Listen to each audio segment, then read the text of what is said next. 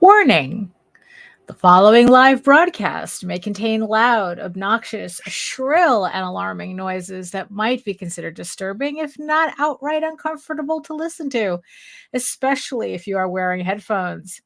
I share my office space with an African gray parrot and two parakeets, and I have no control over their behavior while I am live streaming.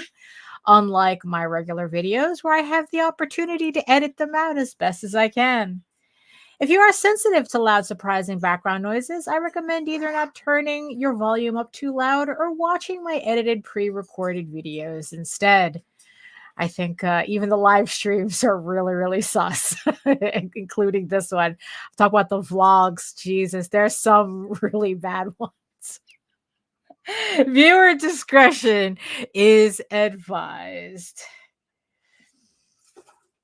Oh my goodness. So here we are. It's like no matter how many times I do this.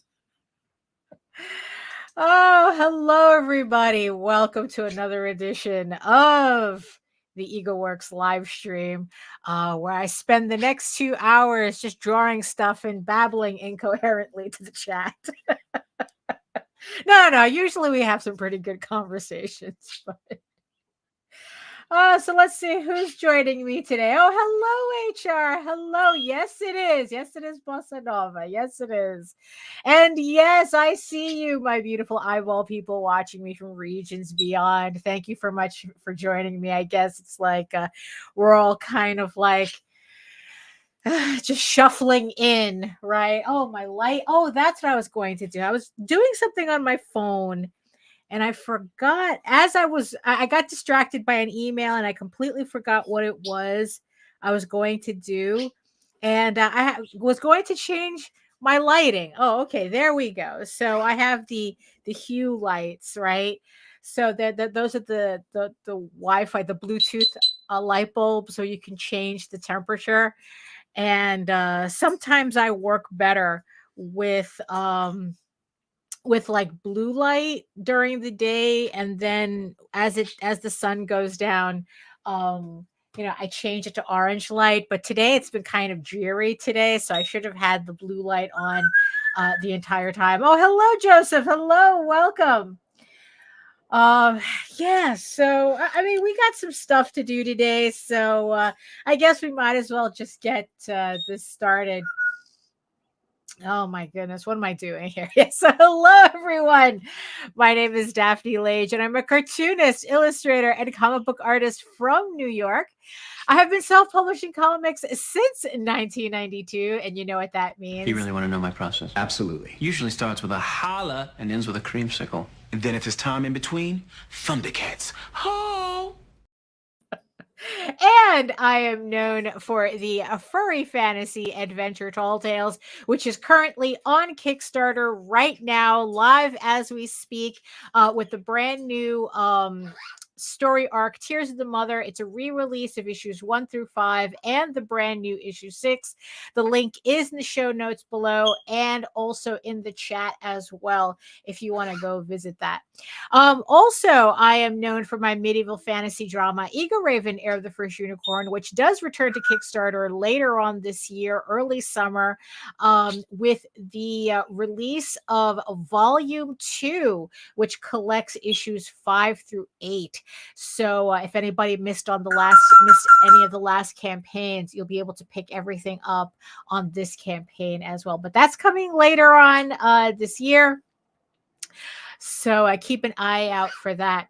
Also, I am also co-host with Nita Lanning on the Rage Into the Vlogs show every Monday and Friday at 11 a.m. Eastern on the Indie Comics Network, an hour and a half-ish of us talking about mostly whatever comes to mind in terms of what's going on in indie comics today, but not necessarily like news and stuff. It's just like whatever I'm experiencing running Kickstarters and doing comics, and we just try to apply it in a way where like everybody can kind of like glean whatever information is relevant to them, and stuff like that.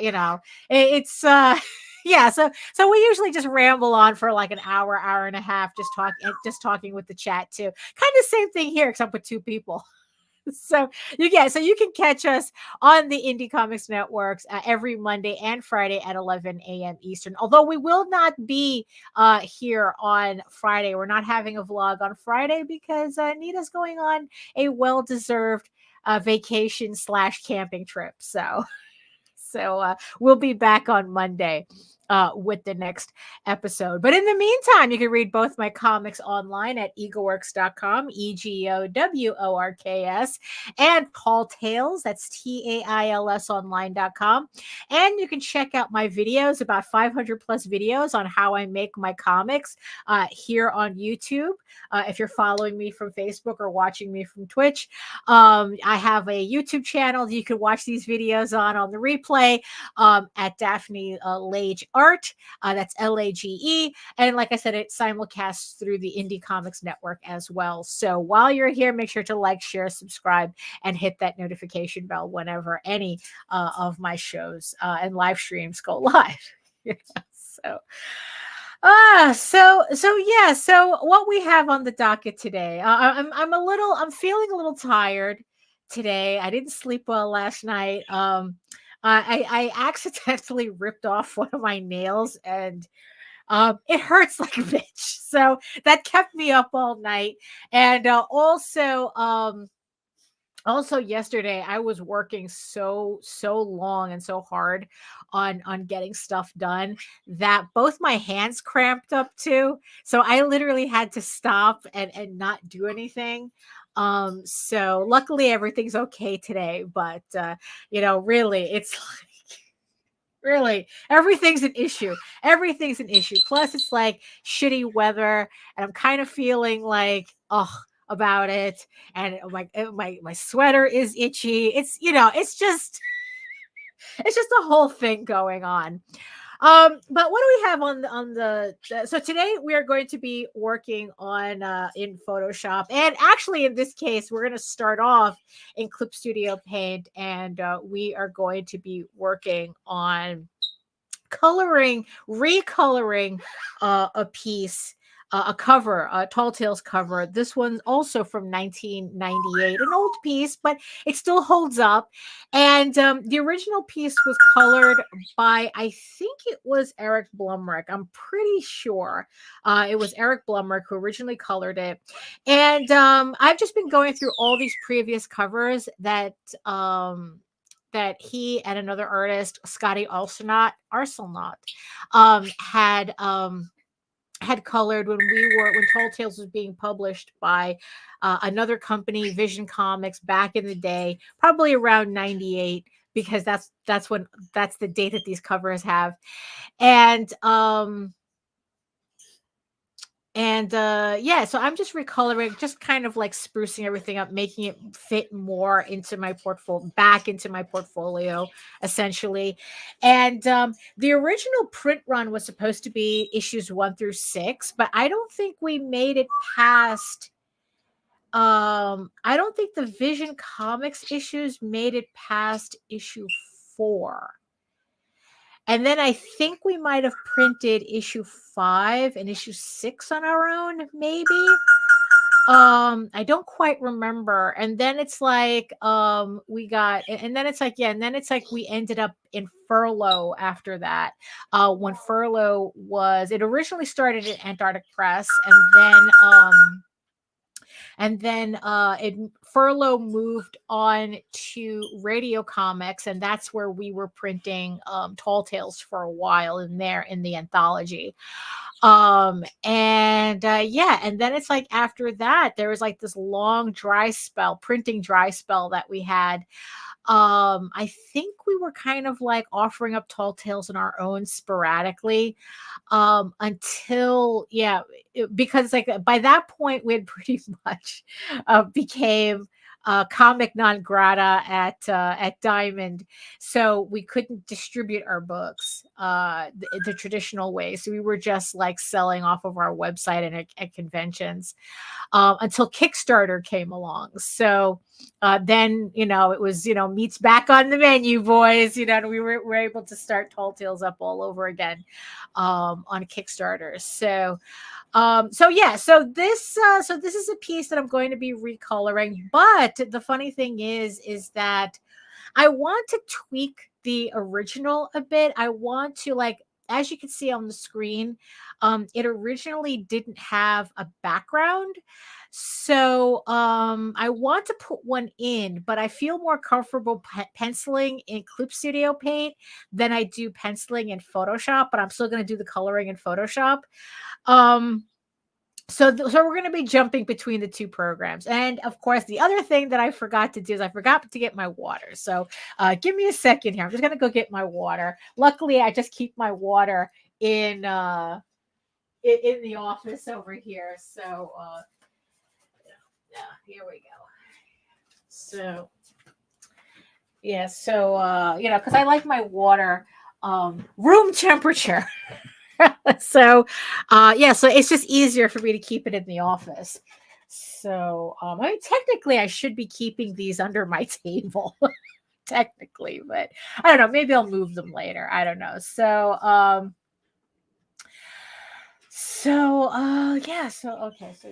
pick up my water. So what else is going on? I don't know what's going on. Hold on.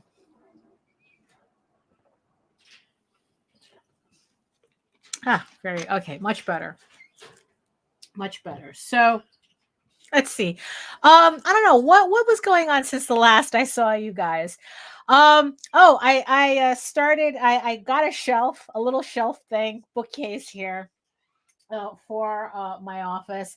I'm trying to get down to bring back down all of the books that I have left that didn't make it in the initial office revamp. And there's just like a couple of more tweaks I have to do to the office, and I might be able to get the rest of my books down. But the thing is, though, it's like, especially with all these book Kickstarters that I've been supporting and art books, I had to seriously start thinking about, okay, how am I going to fit all these books in my office again? So I started messing around. I'm very happy to get a lot of my art books back, most of them back. So it's like I just have it filled up now, so just to kind of like space everything out correctly, and just to have it, aesthetically, not correctly, just aesthetically. So at least when those Kickstarter books start coming in over the year, I will be able to put them here. And then it's like there's 2 shelves I have to replace. I don't know why I didn't think about this when I first did the shelves. So what I did was I have like 2 separate shelves, right, side by side, but there's a gap like this in between them. And I don't understand why at the time I didn't think of just getting like one board, like one shelf to go completely across 2 shelves, because then it's like I have that much space on 2 slots, 2 shelves to put in more books. Like I could have fit all my books in just by the rest, just by having those 2 gaps available. But unfortunately, in first world problem news, I went to Home Depot the other day to get the 2 shelves, because I have to buy like a 72-inch length shelf and then have it cut down to 54 inches because they don't sell it, exactly the measurement that I need it. But the cutting machine at Home Depot was broken since March. So I don't know how long it's going to take for me to replace these 2 shelving units. Well, it's just the shelves. I just have to unscrew them and just replace them. So I don't know how long it's going to take for me to replace the shelf. That's so annoying though, because I could have just had it, ready and just brought my books down and just put them there and like called it a day. It's like, oh, finally I got all my books done. Okay. So, like I said, so yeah, so that's pretty much, what's been happening since last time we ran a stream here. So let me just switch over.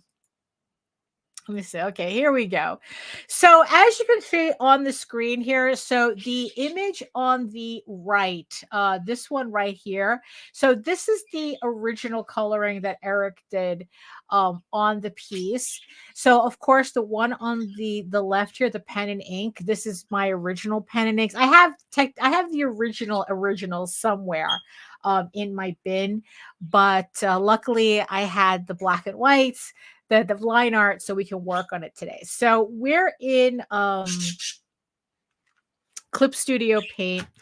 So what I'm going to do is I'm just going to just prep my little situation here, and so this piece originally was based on a painting by Mike Plug. And because it's like I'm just the type of person that if I really, really like poses, I'm just gonna use them. I mean, I'm just gonna use them. Um, I mean, because poses are poses, right? And Mike Plug has a lot of interesting. He does a lot of interesting thing with poses. So I thought these were really interesting. This one particular painting was really interesting. It's like, oh, I really like those. Yeah, HR Mike Plug is great. Yeah. Von Baudet, it's like I think I've done some work based on Von Baudet's stuff too. I know I have a folder in my reference section on my computer where it's all Von Baudet stuff too. So yeah, definitely. But Mike Plug is great. So yeah, so so Mike Plug does really interesting things in terms of pose. He has very, very dynamic posing. And yeah, it's like Planet of the Apes. And it's like what surprised me is like Mike Plug worked on a lot of movies. Like he's done work, like he's done work on The Thing, on John Carpenter's The Thing. And he's done work on Dark Crystal. He's done a lot of work for Jim Henson. Yeah, he's just done like a crap ton of movies. I mean, oh, uh-oh. Uh-oh. Oh, okay. I froze up there for a minute. It took a little bit. I was a little worried there for a second. Yeah, but Mike Plug did a lot of work. I know he worked with Bakshi for a while too. But yeah, I mean, he does a lot of very interesting thing with poses, and I think that's because he's like kind of like a cartoonist at heart. I mean, it's like a lot of his artwork is very like it has a cartoony foundation, and then like he builds on top of that. So, and I think that allows him a lot of flexibility with his artwork that I guess more traditional, like more strict illustrators they kind of don't have. Like a lot of strict illustrators, they're very like posy, like that they worked for models that they pose specifically, and they kind of like don't deviate from that. Yeah, it's Wizard. And a Santa Claus comic. Okay, yeah, it's like he's done a lot of stuff.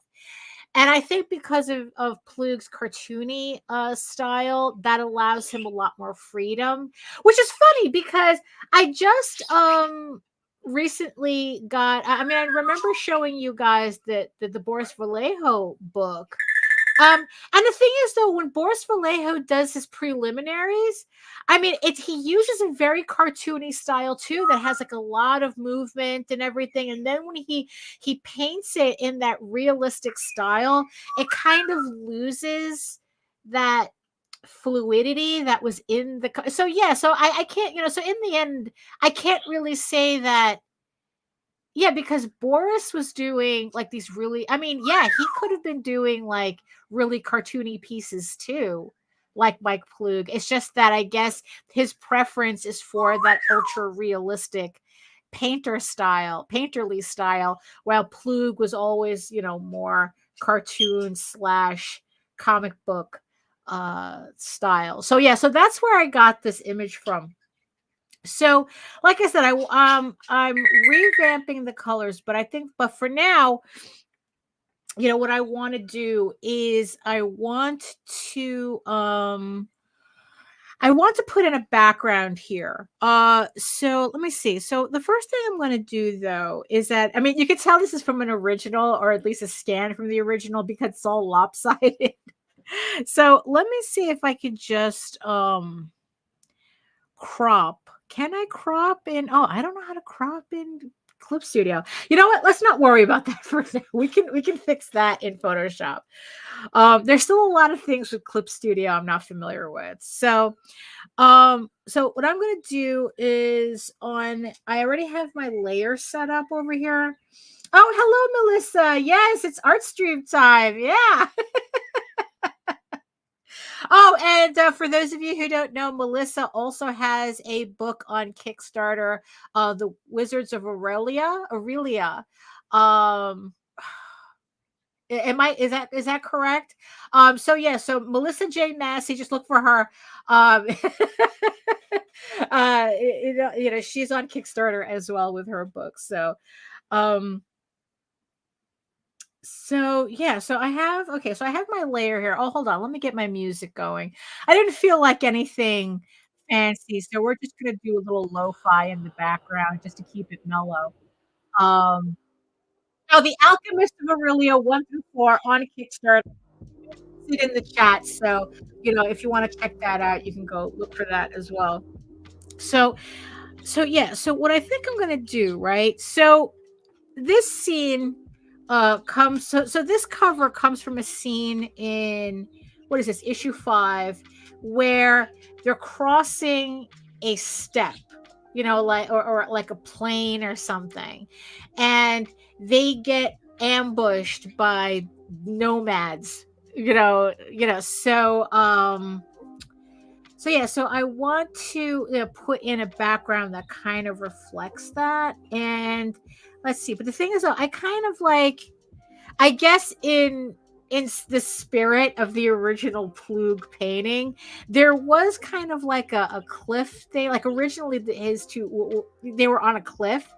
So I think I want to do that here. So like oh no, I don't want it. I want the pencil. Where's my pencil? So yeah, so probably I want to do something here, right? So this would be like, I don't know, like a rock formation or something, and probably like in the background have, I don't know, probably just maybe keep it kind of simple, like just like either have, well, it's like we can kind of, maybe we could do like the something like that, right? Maybe we can have more rock formations here, just to, you know, I don't know, let's do something like that, right? And then oh, hey, Lucky Nico, hello. Hello there. And you know, and then it's like, you know, just kind of like keep it simple, like, okay, so here's clouds or something, right? Um so yeah, so I think that's okay. So I think too that maybe like we could have something going across like this to kind of like ground the characters a bit more. So I think that's, yeah, that's what I think I want to do. So let's kind of like see what we're gonna get here. Okay, so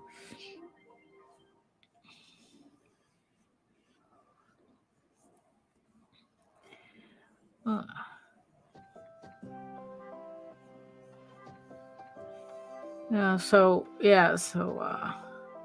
hello Oni Soul, hello.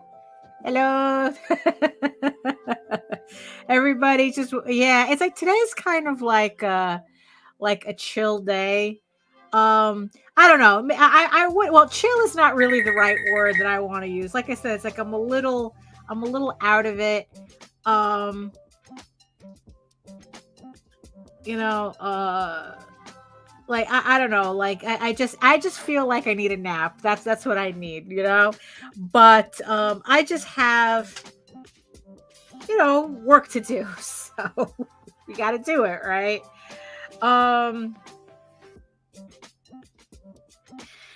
Let's see. So what else was I doing? So yeah, so yesterday I was able to finish the penciling on a commission that it's a cover for another, it's a variant cover for a comic. So I got those pencils done and I got them approved. So that one I'm going to start I have to start inking also soon. And then what did I do? I finally made it to issue not issue page 16 of Eager Raven issue 12. So I am literally halfway through finishing issue 12 and 16 pages more to go, and that will actually complete the pencils and lettering for Eager Raven Heir of the First Unicorn Volume 3, which I'm really, really happy about. So that so yeah, so I'm really happy about that being finished. Well, almost finished. So that's what I was doing yesterday. So yeah, I did that, and then it's like I just did some. What else did I do? I did some scans for Jose. But yeah, it was just like yesterday was kind of like a little nonstop, just drawing most of the time, and I think that's why I ended up hurting my hands. I have to remember to buy Epsom salt. Usually when my hands get like that, I usually soak them, but I didn't have anything, so so yeah, so I just had to kind of like, you know, just pretty much just stop working and, you know, and just rest.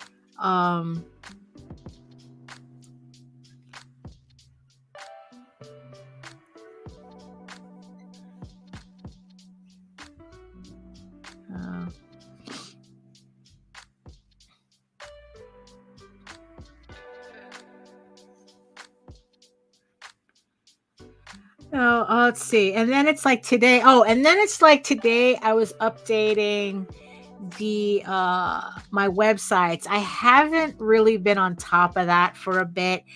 And especially the Tall Tales website, I didn't know that I had essentially run out of pages. I'm telling everybody to go read the book on go read Tall Tales, especially the new the new story arc on the website, and like it seems that issue 2 had finished a long time ago and I didn't even notice. I didn't get the I see, because Ego Raven, the EgoWorks, the main EgoWorks website, I mean, I'm running them the same way. And I got a notification the other day that I have to update the next issue. I have to put up the next issue for Ego Raven. So right now I'm formatting issue 5 to start updating on the website, because issue 4 I think finishes tomorrow. So so I was updating that, but I never got the notification from the Tall Tales website. So I just thought it was just running along, and it turns out that I think it had stopped. It had ended in January, sometime in January or something. So I was just checking on one thing. I was putting up an update for the Kickstarter, and then I realized that, oh my god, that I was just way behind. So today I was just like chopping up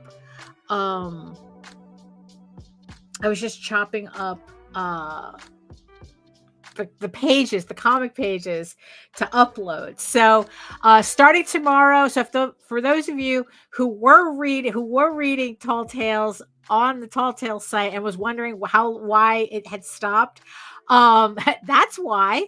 And they're going to continue uploading starting tomorrow.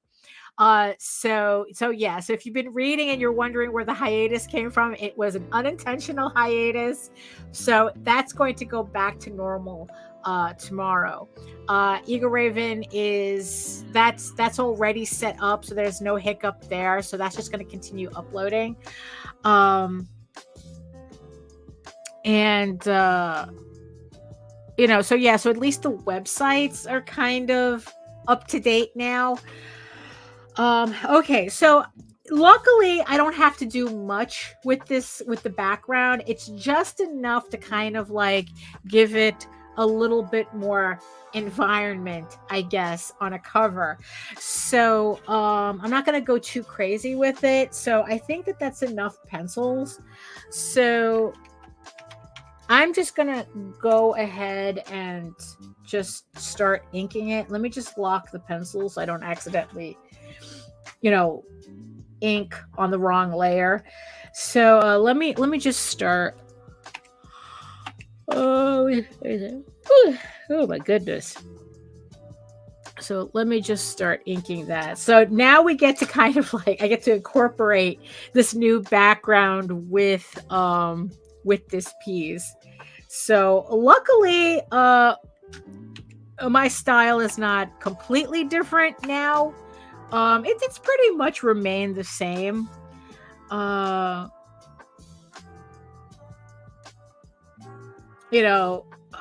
mean, I still want it to match. I think like the only thing that's a little different is that if you really look at it, you can kind of see like how smooth the digital lines are compared to my scan here, where you can really see it, just kind of like you can tell that it's different. Actually, let me make sure my resolution is correct. Hold on. Before I really start getting into this. Preferences. Is this it? No, that's not it. Let me see.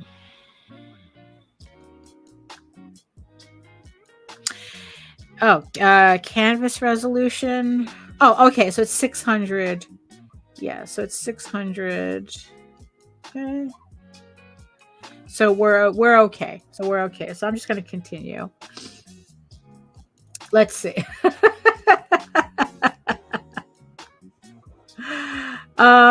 Okay. So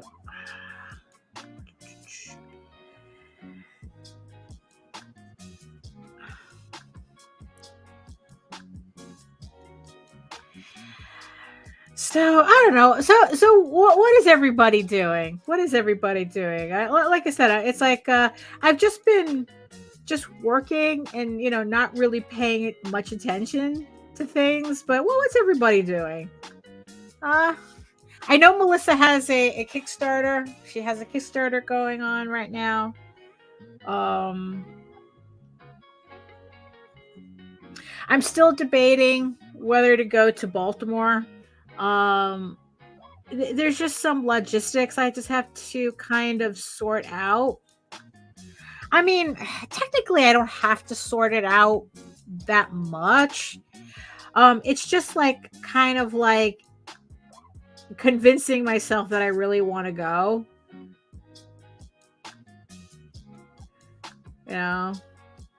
Like I think my mistake at the last Baltimore Comic, well, other than the convention itself holding their show the same weekend as Small Press Expo and an Orioles game. But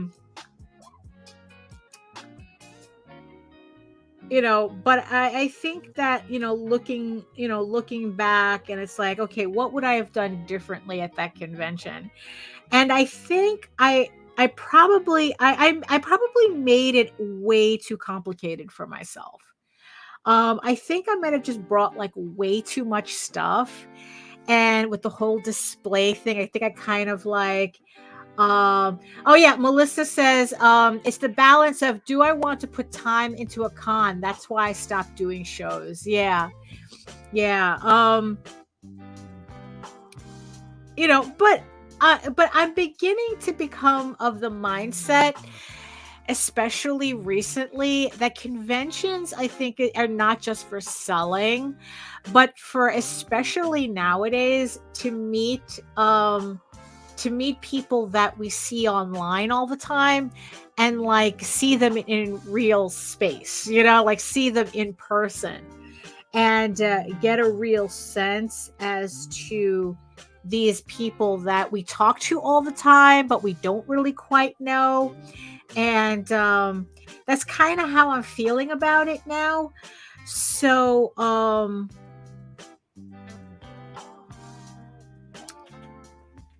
so that's kind of like what I'm thinking more Baltimore is going to be about for me.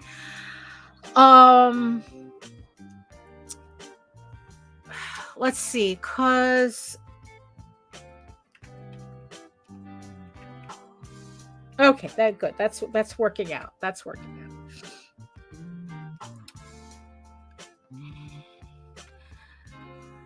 Yeah, you see, yeah, because it was the whole thing about SPX was stupid because it's like if they were separate, if they were not on the same weekend, I probably would have done both. But they had to force people to decide. And unfortunately, I don't know if that was deliberate, like a deliberate decision on Baltimore's part, or that's just kind of how it ended up. It's like, oopsie, all conventions. you know.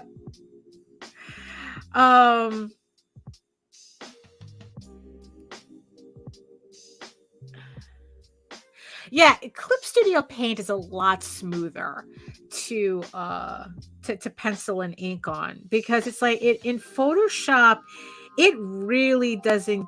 I don't know. It's like I really don't like inking or penciling in Photoshop. It has like a completely different feel, and it is kind of weird to realize that. So yeah, so I was thinking again, it's like, oh, maybe I should just try it one more time, right? Then I get to meet, I'll get to meet more people, and just like, I don't know, maybe I should just do it and just shut up and just do it, But the thing that was the thing that was kind of like bothering me is that I think that in my excitement of being back at a con for after so long was the fact that I think I made it too complicated. Like I had like a whole display and I built a grid thing and I had it was just like way too much, when I think in the end what I should have done was I should have just brought like trade paperbacks um instead of just everything, like all my individual issues. It's like, I don't know, was I that complicated? What did I bring? I mean, because I would have brought all the individual issues. I brought all my Tall Tales trades. I brought all my issues of Ego Raven. I brought the trade to that. I brought the prequel. And then I had all my furry stuff. And I think, I don't know, I think what my mistake was that I should have left the furry stuff at home. Although someone liked it enough to steal a sketchbook off the table. So, yeah, but I think I should have just like left it at just the comics and the trades, and left it at that, because then I wouldn't have had to worry about the display itself. Yeah, I would have brought like instead of bringing the cubes, I don't know. Maybe I'm overthinking it again. I love overthinking. Actually, no, I don't love overthinking. But yeah, I don't know. It's like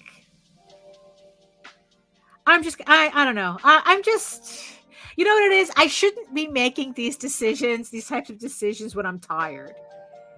Because then it's like everything gets based through that lens.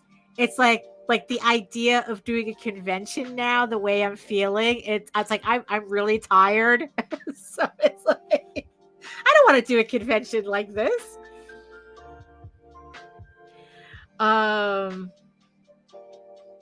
So yeah, that's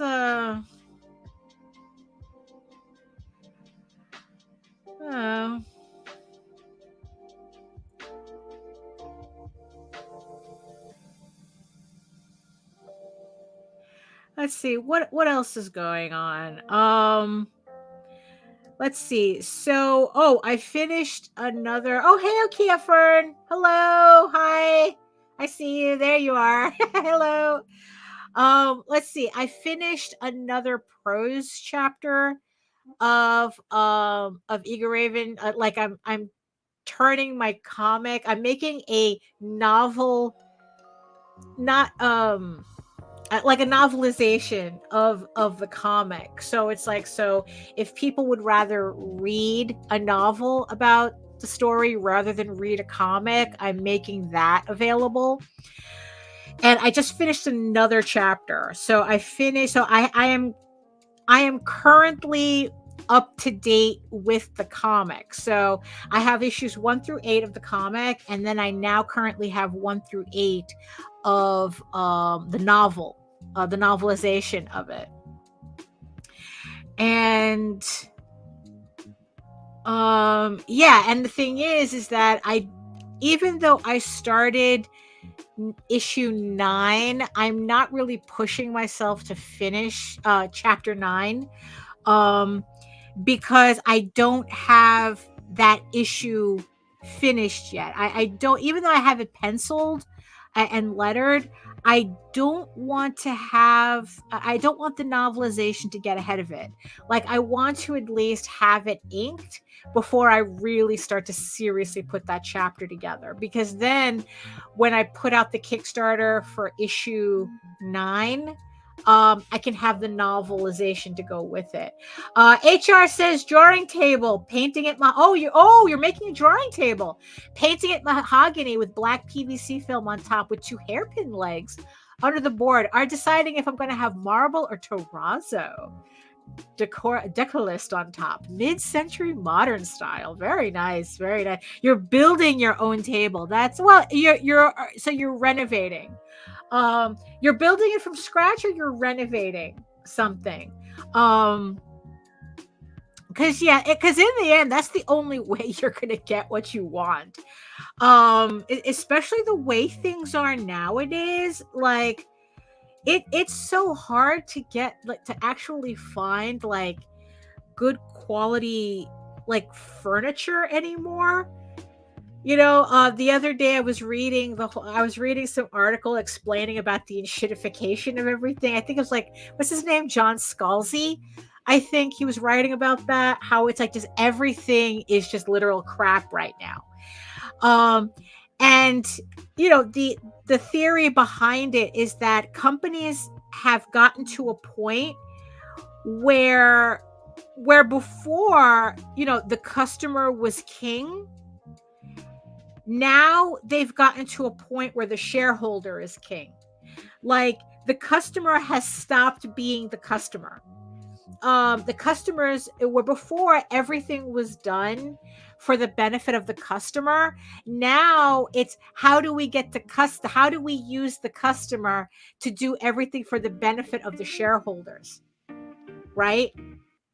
And and I guess like one of the main things is that if a company is not beholden to a customer, is beholden to a customer base, then they don't have to really supply the customer with anything. Yeah, it's like, yes, it must have my style, perfectionist here. No, absolutely. Yeah. Like I said, it's the only way you're going to get what you want. So when the customer is no longer your base to cater to, then you don't have to do anything. And that's why you're seeing now such a drastic change in quality with a lot of things. You're paying the same price, but the quality is so completely downhill,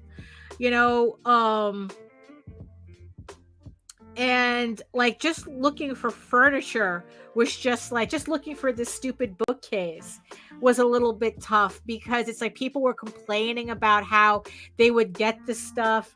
Oh, hello there.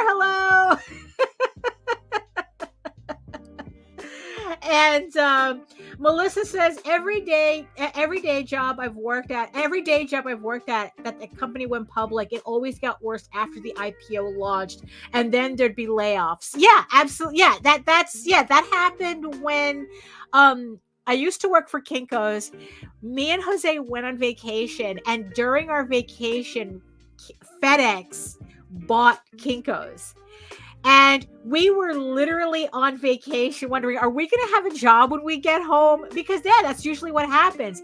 They buy a new company, and then they fire everybody. But luckily that's not what happened. But the thing is, though, is that we got to see it in real time, like how FedEx was using Kinko's to kind of undermine their shipping, the way they did their shipping. Because, at the time, FedEx, people who worked at FedEx were like, I don't remember if they were unionized, but they were like highly trained for working at FedEx. And what happened is that when they bought Kinko's, they started using us to ship their shit. Like all of a sudden we were shipping stuff for FedEx. Like before, like at the very beginning, they would have someone specifically from FedEx,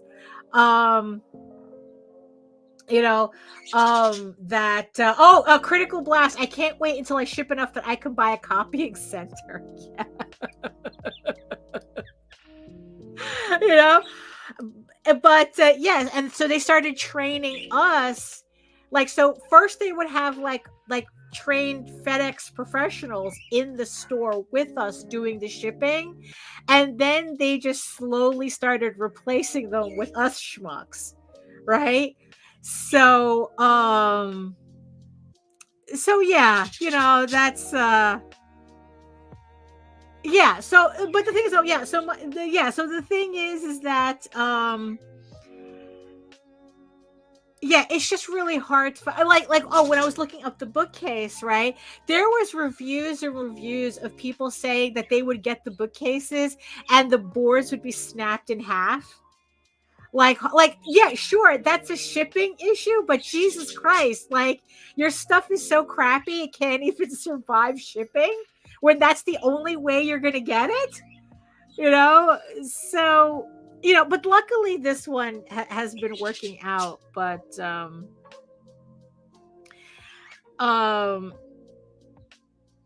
and then it's like the whole thing with AI flooding Google. Like, I can't look up anything now without AI just like completely muddying the results. Although if you put in before :2001, that helps with it. But still, though, it's like it just got to a point where I was like, going, you know what? I need to have physical media again.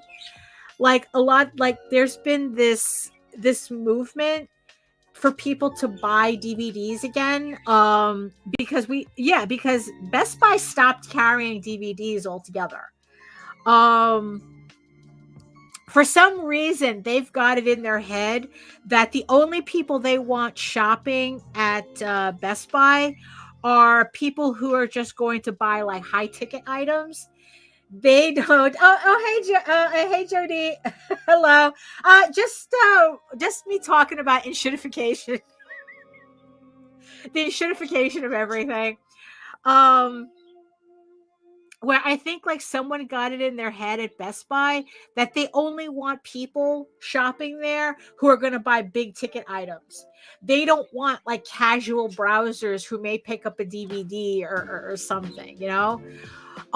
Which is weird because back in the day, like remember when people would be like collecting DVDs every time that there was a new release, the place would be crowded with everybody going through the DVDs, you know, for whatever came out that week. I mean, people would literally collect them. And now it seems that they don't want to bother with that. It's like, no, we don't want to make money. We don't want to attract a lot of people making small purchases. We want to attract very few people making very large purchases. And it's like, you know, how many people buy brand new refrigerators? How many people are going to buy brand new TVs? You know, so I don't understand this thought process at all. You know, but you know, that's just kind of like what it is. So yeah, so now it's like I'm going through like eBay, you know, and Kickstarter, finding art books and buying physical copies of art books just so I don't need to depend on Google, you know, for as much as I used to, you know. So yeah, so that's that's of course I have to buy bookcases, I have to buy new shelves to accommodate that. And HR has to build his own drawing desk. Because yeah, it's like you know, Joe D is saying they don't want the people who want a video game or movie. We want people who want the high-end TV or sound system. If I need a vacuum, I will go somewhere else other than Best Buy. Well, yeah, because you can't buy an affordable vacuum at Best Buy either. They only have the goddamn Dysons, which is trash. I mean, it's like, you know, it's, you know, you're spending $500 for a vacuum cleaner that only lasts 15 minutes on a charge. You know, I mean, come on.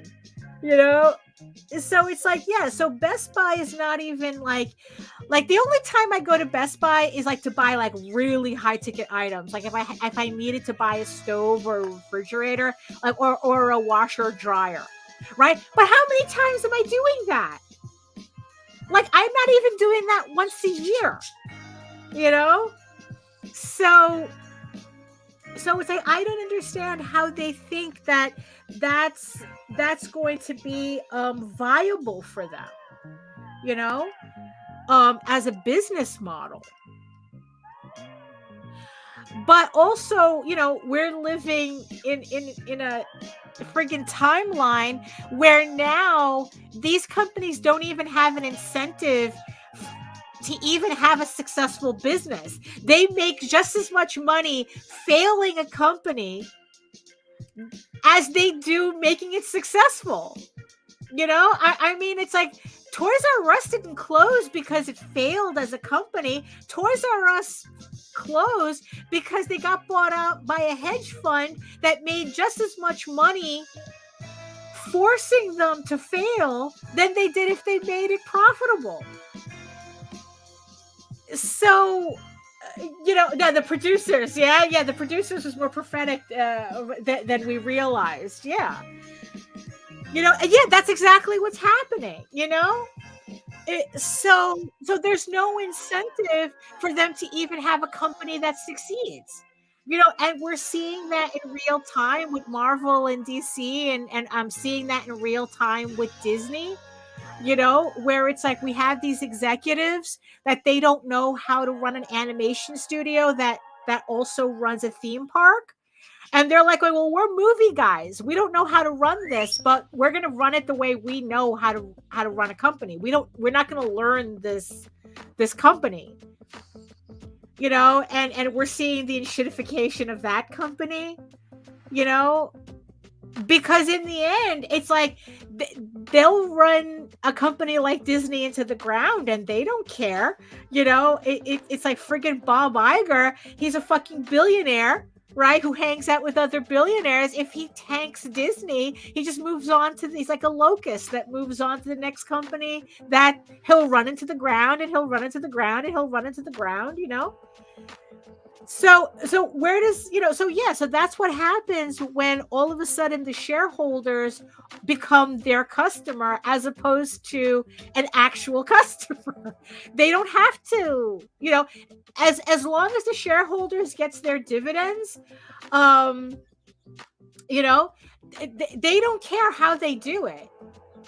If they have to destroy quality to the customer, if they have to destroy value to the customer, for them to give the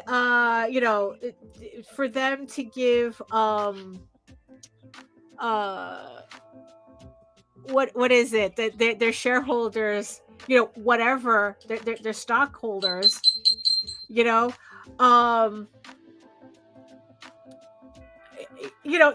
care how they do it, as long as they do it.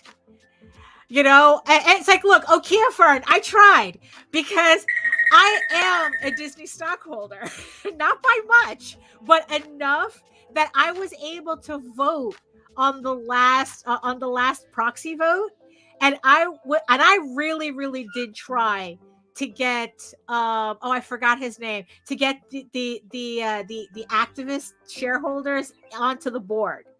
I really did try. I voted. I forgot his name.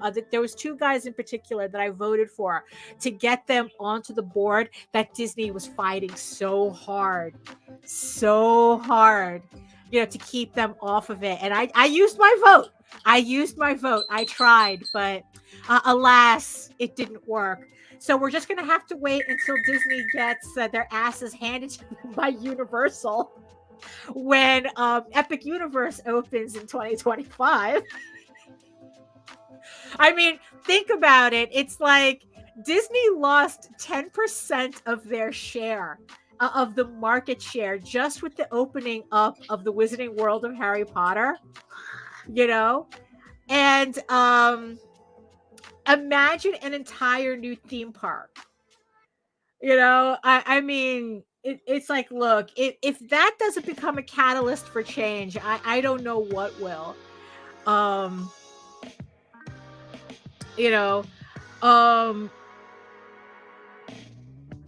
Really, it's, I used my vote. I tried to get Iger out of there. Even though technically it wasn't his seat, but it was just because the entire board of directors of Disney is all handpicked by Iger.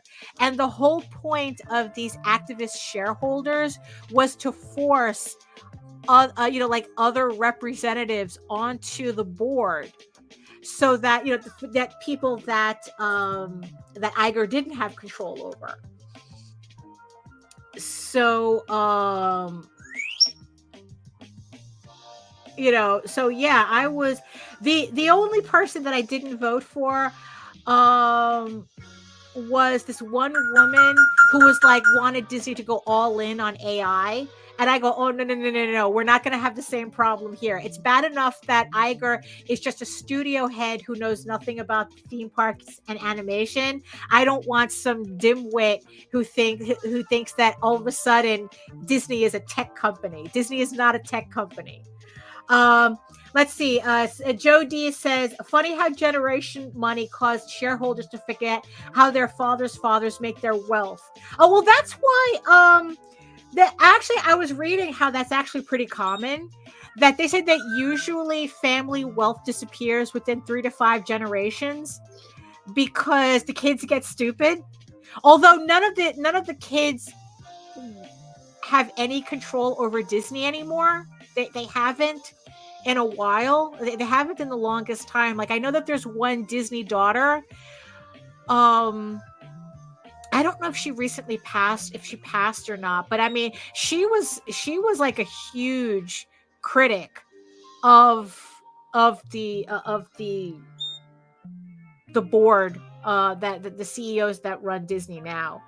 With incentives tax-wise to lose money, why make a company successful? Yeah, that's the problem. Like I said, that's exactly what happened to Toys R Us. That's exactly what happened to Joann's. That's exactly what happened. And they all love to blame Amazon, but then it's like, you know what? No, we like to blame the hedge fund, you know, that bought the company and saddled it with debt that they knew would be impossible for the company to pay off. You know, and you know, I mean, so they have us buying books again, buying DVDs again, trying to make sure that our collections stay complete, building our own furniture. If it's the, you know, because that's going to be the only way you're going to get furniture that works for you. Build your own furniture, you know, because I swear to God, it's like, if it wasn't for the fact that, you know, it's like Jose uses, you know, like we share accounts. I share my accounts with mom, with my mother. And if it wasn't for them, I wouldn't have any streaming services at all. I wouldn't have anything, you know, because there's just no point. You know, I think that, look, I've been salty ever since Netflix canceled Marco Polo. And I've been especially salty since Netflix canceled the Dark Crystal Age of Resistance. Because it's like, again, enshittification. It's like they have no commitment to the series, to any series, because like, oh, if we don't get the growth that we want from this series, the series doesn't need to exist. But that's not pro-consumer at all, because they're completely ignoring the consumers who actually enjoyed those things because it didn't meet some kind of impossible metric. You know, like, not that I'm expecting Netflix to understand that they were putting our art with Dark Crystal, but the Henson Company sure was. They knew what they were doing was art, you know, but Netflix didn't give a shit. They go, oh, well, this didn't give us the return that we wanted, so we're canceling it. And they did that enough times that it's like, you know, I don't need to invest in this. You know, I'm in a very fortunate position that I can create my own entertainment. So I don't need Netflix to entertain me at all. I mean, you know, it's like I collected all the Blu-rays to Violet Evergarden, so I have that. So I have that I could watch at any time. Anytime I feel like ugly crying for no reason whatsoever, just pop in Violet Evergarden and I'm good. But like The Witcher, like, I was interested in the first season. Second season was kind of like, okay. Third season, I didn't even bother until I read the novel, and then I realized I didn't have to bother at all. The novels are so much better. Let's see. Oh yeah, and Melissa says, not to mention the damage to collective culture by having more and more and more unfinished stories just floating around out there. And mind you, that's, at least they're floating around. It's like, now it's like we're getting to a point where they're making shows and movies and then just deleting them for a tax break. They're not even releasing it at all. All that work that people did, that they're just deleting because, oh, we make more money on it as a tax break. You know, I mean, we make more money. It's like they're almost using it to money launder. I mean, really, it's like everything's a money laundering scheme, I swear. And again, how does this benefit the consumer? Like, there was a point in time where it's like, you know, it's what worked for the consumer, what made the consumer happy. And I swear to God, if these companies could just siphon money out of us without manufacturing anything, they would. Oh, wait a minute. Like like never ending subscription services. Oh yeah, you mean like that? You know, where it's like, how do we get people to pay for something that they will never own? But we get, yeah, it's like, but I mean, really, and I think that video game companies really proved that that they could make that was a viable that was viable, and then every other company followed suit. Look at these assholes paying for the same FIFA game, you know, and they're paying a monthly fee for it, or they're playing, every year, or something. It's like, oh, you want a new team?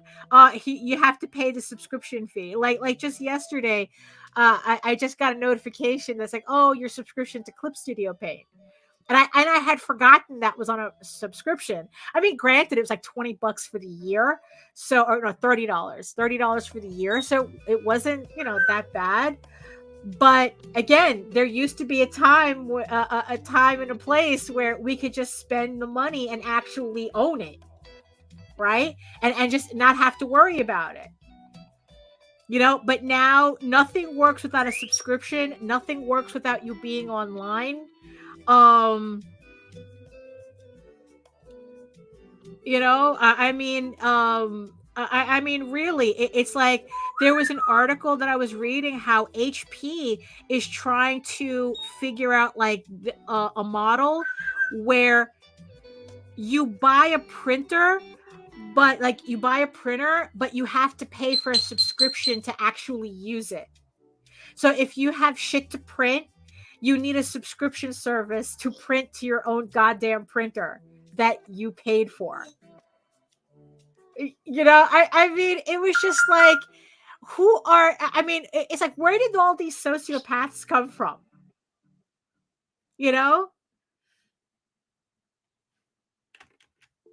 I mean, it's just absolutely ridiculous. But the shareholders, we're building value for the shareholders, right?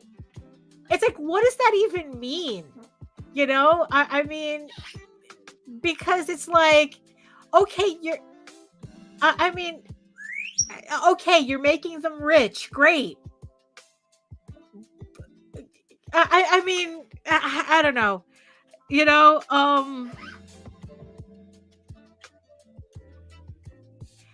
I mean, it's kind of like that. There was this cartoon. There's something that I saw, about the whole AI thing. That AI, will save you time from wasting time writing.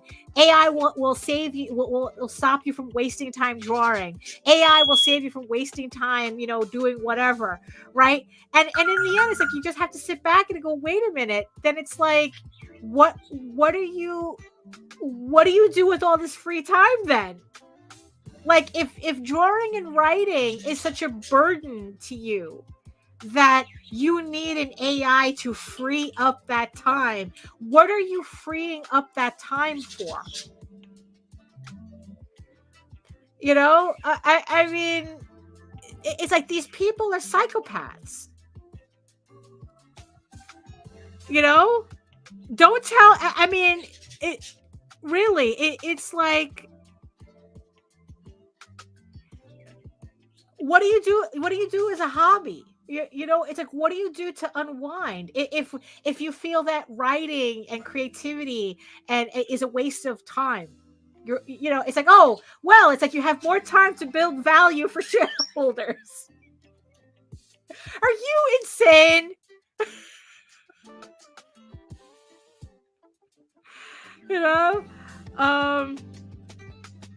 Yeah, it's like, so many of them everywhere stealing and destroying everything is true. And hello, yeah. Oh, thank you.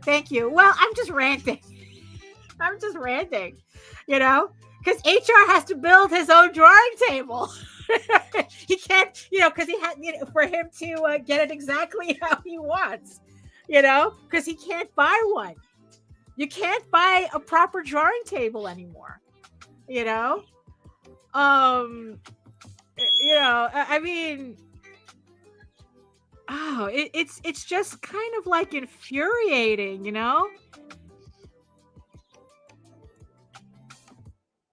like I mean, this is how people become hermits. I swear, it's like, it's like let's all collectively just move into the mountains. you know and just like off-grid living. Sometimes doesn't seem that bad. There was one, like, a little documentary short about this. So this was years ago, and it's like this one woman, like, she went completely off-grid, and like she did it for like 20 years, and she didn't even and she didn't, like, know who the president was. She didn't know anything. She didn't follow any news. She just took care of her garden. And and what made her special is that because that somehow some rare flowers ended up, like, growing on her land, and she became kind of like botanist central. Like, all these researchers would come to her land because it's like, all, like, this flower or something was being cultivated. Like, this woman was cultivating what turned out to be a rare flower, and she had no idea. And and it's like, and just like, here is this woman chilling on her farm, completely, like, cut off from civilization.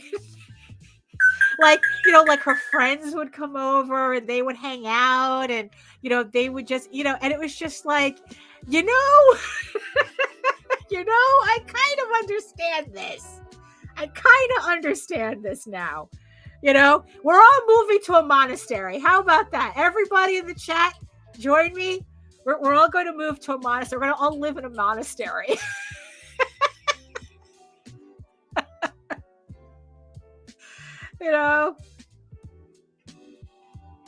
I mean, it's just,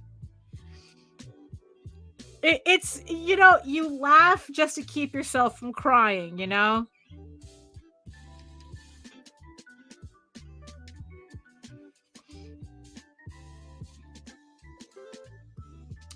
the thing is, though, it's like, I really do think that a lot of this happened because of lockdown.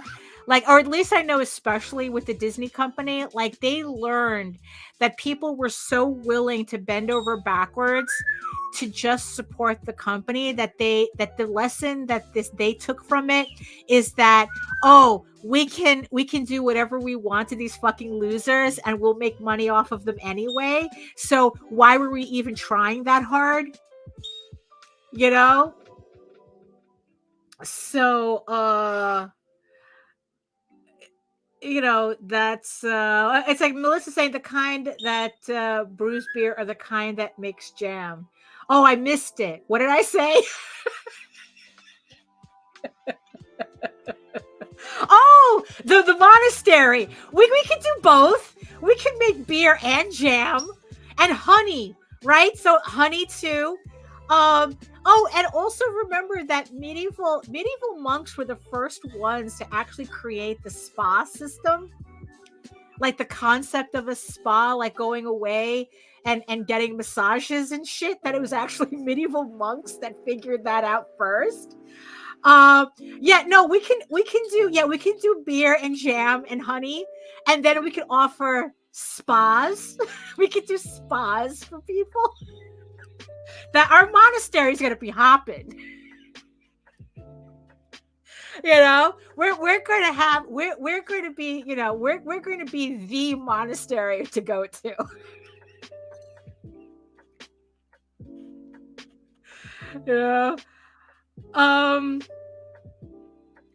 What is it? There was this thing that I was watching.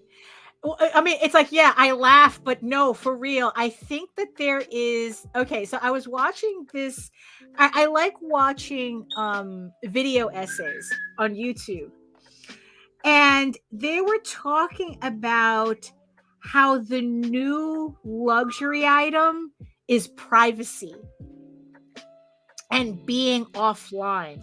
That's the new luxury item now. And they were talking about, and it all started with the Olsen twins have a fashion line that that I forgot what it was called, but like during Fashion Week, they had banned all cameras and cell phones from their show.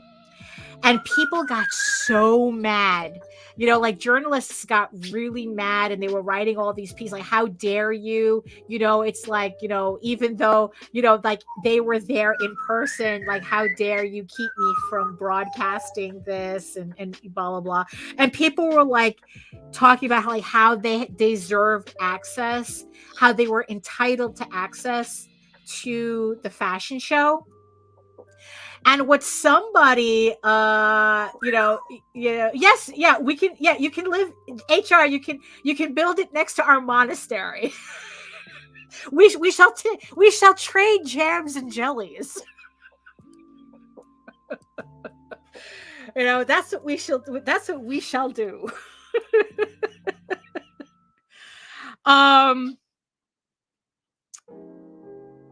You know, and what another journalist says, how this was probably the ultimate flex from the Olsen twins, because in the end, it wasn't about like people not seeing the fashion show, but was the fact that like the flex was in showing everybody that we don't need you to advertise our show. You know, it's like people are going, we have a very dedicated clientele who is already more than happy to buy a $5,000 t-shirt. And we don't need you to broadcast anything of ours. Right. So we can literally afford to be offline and we will still make our money. And, you know, and it's like, and yeah, and so the rest of the essay was about how, like, one of the things that's on trend is that there literally is like a spa / monastery in Beverly Hills where it's completely offline, like off grid. Right, so it's like, so it has a waiting list of like 7,000 celebrities. I didn't even know there was that many celebrities, right? That many rich people, like wanting to have a membership to this spa, because like you go to the spa and you are not online at all, like no phones, no nothing, like it's completely off grid. And it's kind of like how rich people completely like the ability to be completely isolated from the rest of the world is the new luxury item, is the new luxury item. And it's literally rich people wanting to live like monks, you know? And it's like, except they're not making jellies. They're not making jams. They're not brewing beers. They're not cultivating rare flowers. They're just sitting their dumb asses poolside like they're doing something. You know, and then part of the documentary was talking about how rich kids, how rich kids, that they're literally not allowed, like their parents don't allow them to have technology. Like they were saying how Steve Jobs was actually infamous for not allowing technology into his house. He sold it, but his kids weren't allowed to have it, you know? And it's like how rich kids' schools, like they don't have technology at all. They don't run on iPads. They don't have computers, right? But like us regular folk, all our schools with like iPads are 1-to-1 per student, you know? And it's like, you know, so yeah, so it was just, yeah, so this monastery thing, you know, yeah, so it's, you know, it was just kind of like, you know, it's kind of like, you know, rich people are fucking shit up and they think that they could just separate themselves from us enough, you know. Yeah, Hollywood Narc Ritual Swingers Fest. Yeah, really. Although they did revoke, it seems that one celebrity, I think one of his friends, snuck a picture out of another celebrity that was there, and because of that, the celebrity that they were the friends with, they had their membership revoked. So they're really strict about it, but it is just like so incredibly stupid. I mean, it's like these people have to realize they they can't build walls high enough. There comes a point, you know. Let's just put it that way. So, but yes, we're gonna have let's all run a monastery together.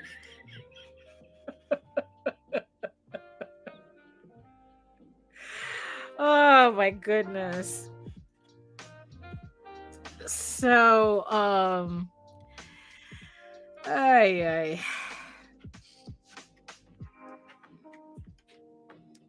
So yeah, so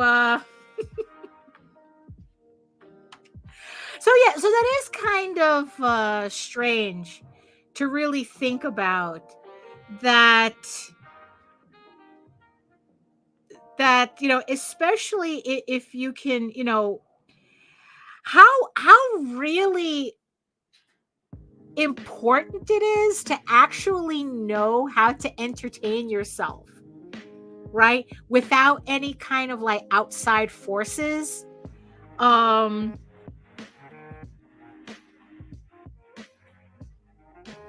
You know, and it is funny to see how people kind of forget that concept.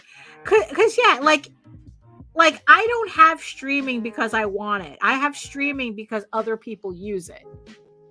Like I can't remember the last time. Like, yeah, I watch YouTube videos, but I think, you know, it's like that kind of like that's not me like watching a TV show, you know, like getting invested in a TV show that they're going to cancel or something. Like yeah, like I wouldn't have Disney, I wouldn't have HBO, I wouldn't have Netflix, I wouldn't have like yeah, Jim Jones Psychopaths, really. You know? Really. The Kool-Aid stays the same. um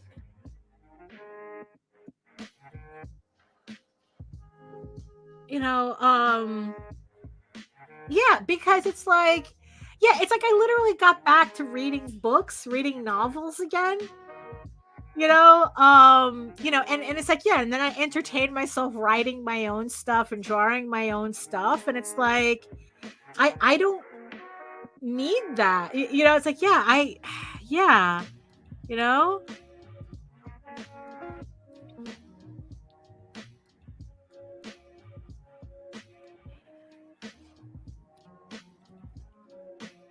I don't know. It's I'm just wondering like what it's going to take for it to like the pendulum to swing back, you know? Because I mean, once everything is this crappy that a bookshelf cannot survive shipping, like where do you go from there? I mean, yeah, it's like people are going to start building their own shit out of necessity because they can't trust these companies anymore.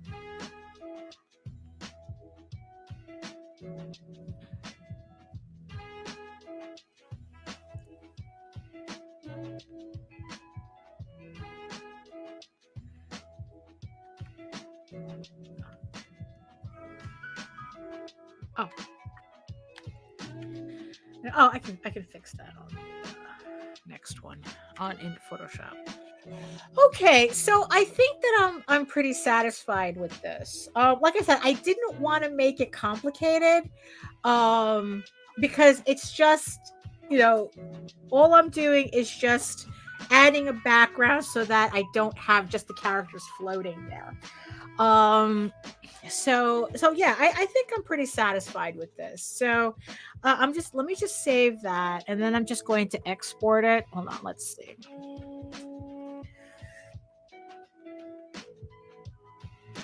Let me see. Okay.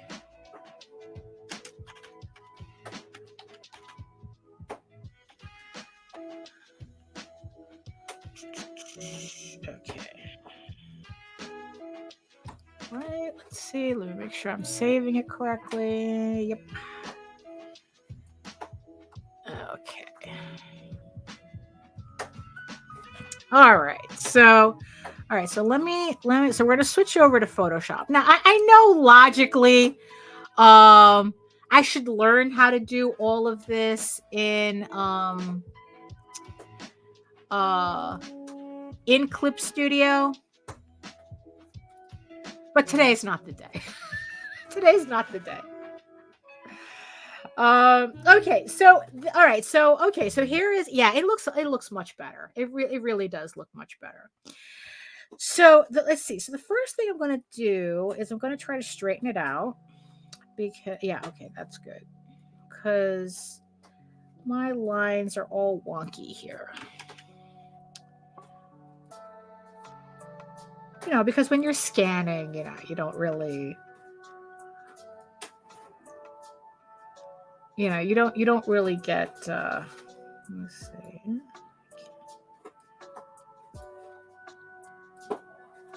Okay. All right. So now what I'm going to do is I'm in RGB and I'm going to transfer the line art to a new layer. And I do that by making a blank layer, going to channels, and then selecting the RGB. And what that's going to do, the RGB layer, and then what's that going to do? It's going to select all the black on the no, I think all the white. I think it selects all the white because I have to inverse it. So I have to invert it to select all the black. And then I'm going to go back to my layers, and then I'll take my fill, and I'm going to fill in the selection that it made. So now I have my line art on a separate layer. Now, of course, I could have also just left the layer as is, the piece as is, and just converted it to multiply, which would make all the white disappear. But what happens that I can't do anything to the lines. If I wanted to color the lines, multiply wouldn't allow me to do that. So by doing it this way, I can set it up that if I needed to, I can color the lines. So what I'm going to do, so I'm shutting off the background, the original, and I'm going to put in a new layer, and I am going to put in my green, which is how you usually see when I bring in these pieces, when I'm about to shade them in, that, you know, this is how so this is how pretty much I prep the file.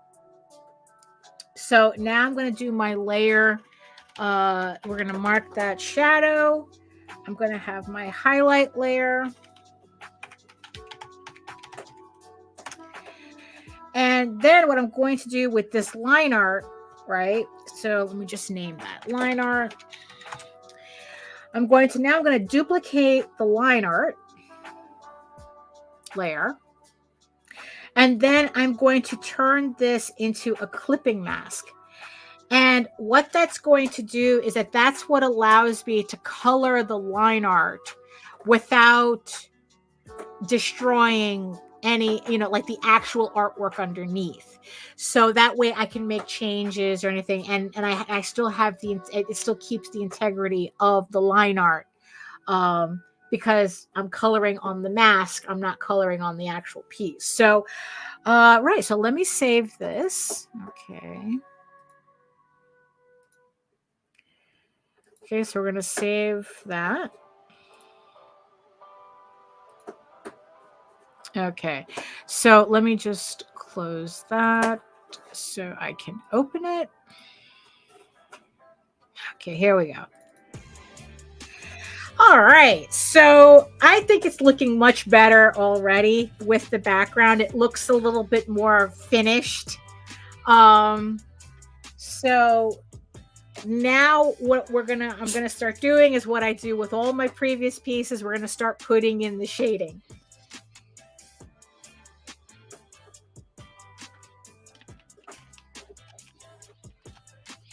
But just to give you like so what I'm going to do, I'm going to go to my line art though. There's a couple of places here that I want to clean up. So there we go. That's been bugging me since the last time. So I'm just going to clean this up a bit, because once I put in my shading, those little extra doohickey lines kind of get in the way. So I just want to make this as neat as possible.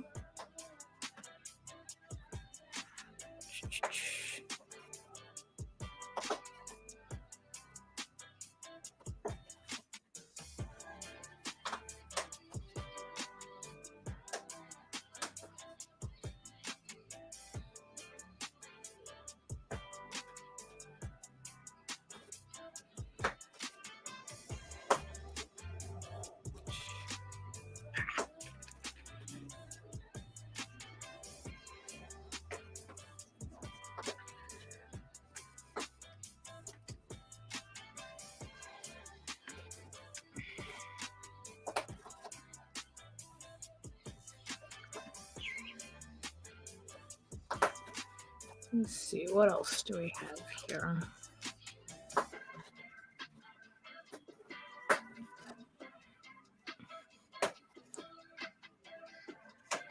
Yeah, because I think that just the new colors will look better without these lines.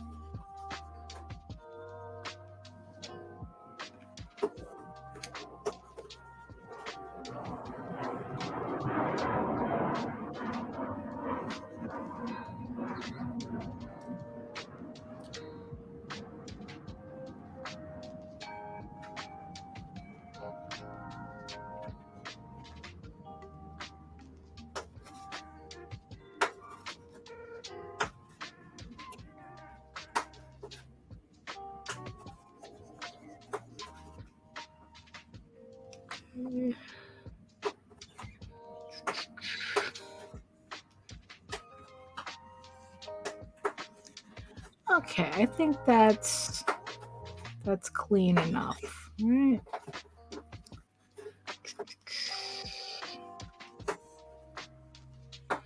Okay. So I'm going to go to the shadow layer, go to my lavender, we go to multiply, and then we're going to do what I always do, right? We're just going to start.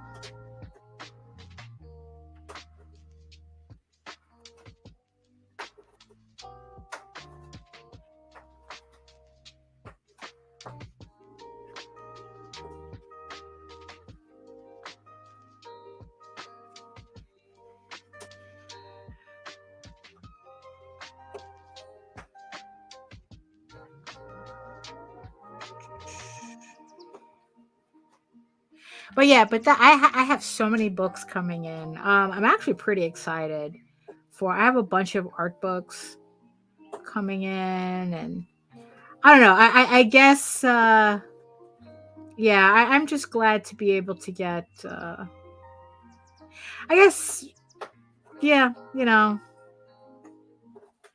just to be able to have it when I need it.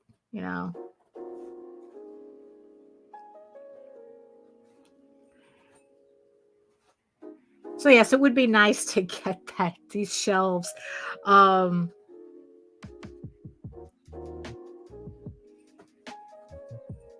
Yeah, because my Home Depot here is like super janky. So God knows when they're going to get that saw fixed. Because I know the only other option I have, because I don't drive, I'm a quintessential New Yorker. We don't drive here. We walk everywhere, right? Or we take the train.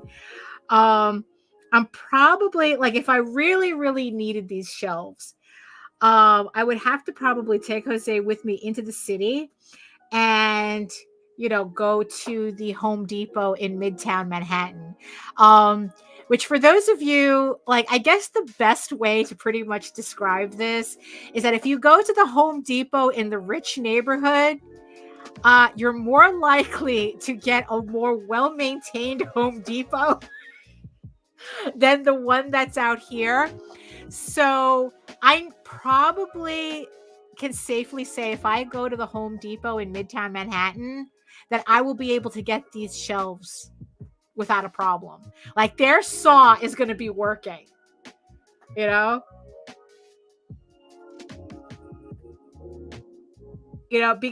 they're in a neighborhood where you do not tell the people who live there no. I mean, that's just facts. These are not people who have anybody tell them, oh, we're just not fixing it, or it's like it's gonna take a while. Why? It's like, these are like the ultra Karens and the ultra Chads. It's like they are going to fight you. I want all your managers.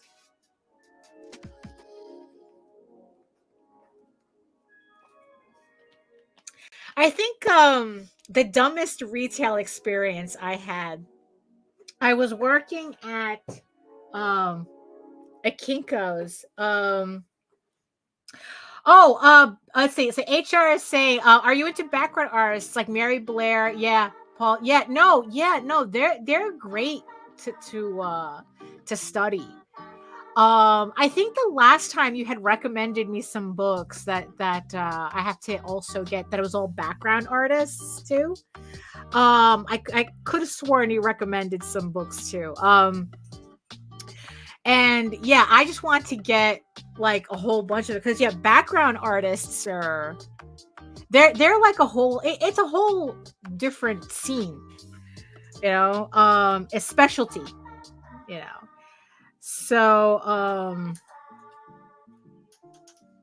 So yeah, like I said, it's like I need bookshelves. So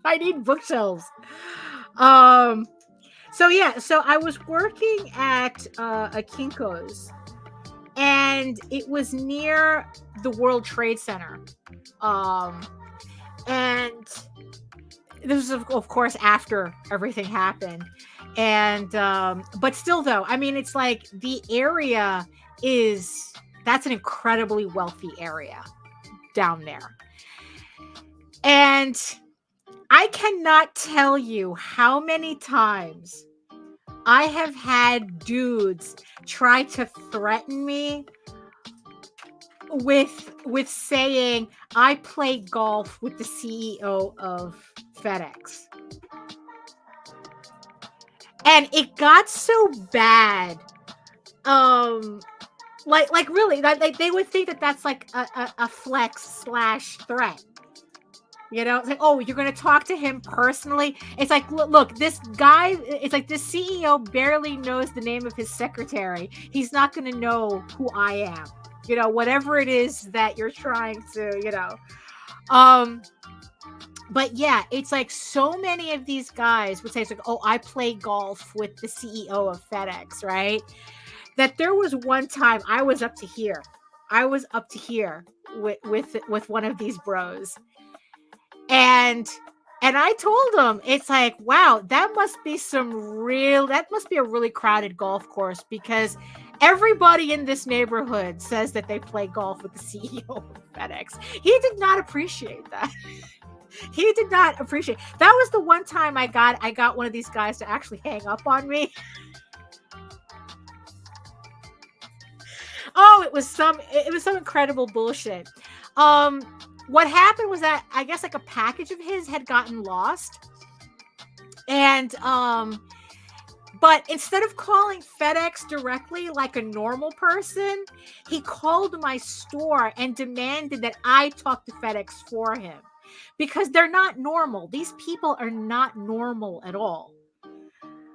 Right? So I don't remember if I had anything going on. Right? But I tried looking up this package for him. He, couldn't find it. We didn't know where it was in the system, blah, blah, blah. It's like, well, it's like, but no, it's like I said, you have to call FedEx directly. And he goes, no, you're going to call them for me. And it was just like, oh God, it's going to be one of these fucking calls. And so I got on another phone and called up FedEx and just like went back and forth on 2 phones. For this guy, like, it's like I was his secretary for the 15 minutes, right? And it took a long time because it's like, bro, it would have been a lot easier if you had called FedEx directly, but no, absolutely not. He was not going to do that. So we go back and forth, and and then it's like you're in this whole thing, it's like, like in the middle of it, right? It's like he goes, oh, I can't believe that we just wasted our time, that we just wasted this much time. And I go, no, sir, you wasted your time. I get paid to do this. And he got mad and he goes, oh, it's like, it's like, it's just, how dare you? It's like, or something. And it's like, I play golf with the CEO of FedEx. And that's what I told him. It's like, oh, that must be a really crowded golf course because everybody here says that. And then he hung up on me. Something stupid like that. I don't quite remember the order of the conversation, but it was an incredibly stupid conversation. They're nutters. But the thing is, the moral of the story is that these people are nutters. HR says narcs bragging. Oh my God, really? No, they are completely nutty. They I don't know what planet they live on, but it's not this one. That's for sure.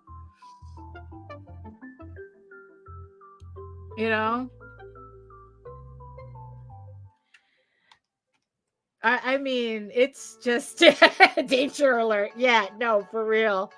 Nothing ever happened. Nothing happened. Like I said, it's like you said, narcs bragging. I mean, it was just so obnoxious. It's like,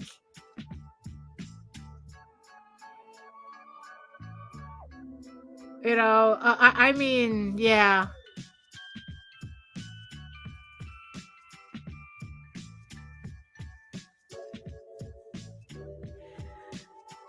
I mean, which is, no, they're not. I don't think they're humans. I really don't. I don't think so either. But what's really funny, right, is that they run these companies. The irony of it is that they run these companies, right, which have completely thrown customer service out the window. But at the same time, they want to still partake of customer service that caters to them. And it's like, no, sir. You don't understand. You provide no value to shareholders. I mean, this was back then before it got really, really bad right now. But it's like, I swear to God, if I would probably end up a menace if I was working. It's like, no, sir, you do not provide value to shareholders. I mean, it's, yeah, but so it's like, yeah, it's just, oh my God, brain damage. That's all I don't know. That's all I can kind of like describe it. Brain damage.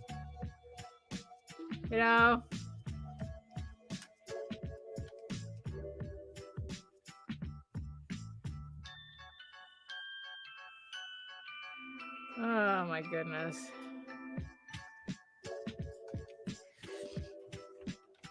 Let's see. What are we getting here? Okay. All right. So, but who will play golf with the shareholders if not the CEOs? And I guess that's what they all do. Well, they're not staying home watching Netflix. They don't have TVs in their house. Only the poors have TVs and have Netflix. Oh my goodness. Really, it's like it's just it really does feel like we're living in the Twilight Zone, I swear.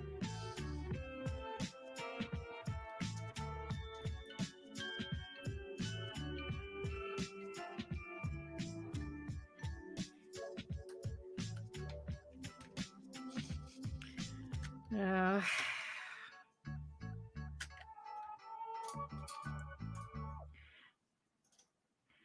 oh my goodness.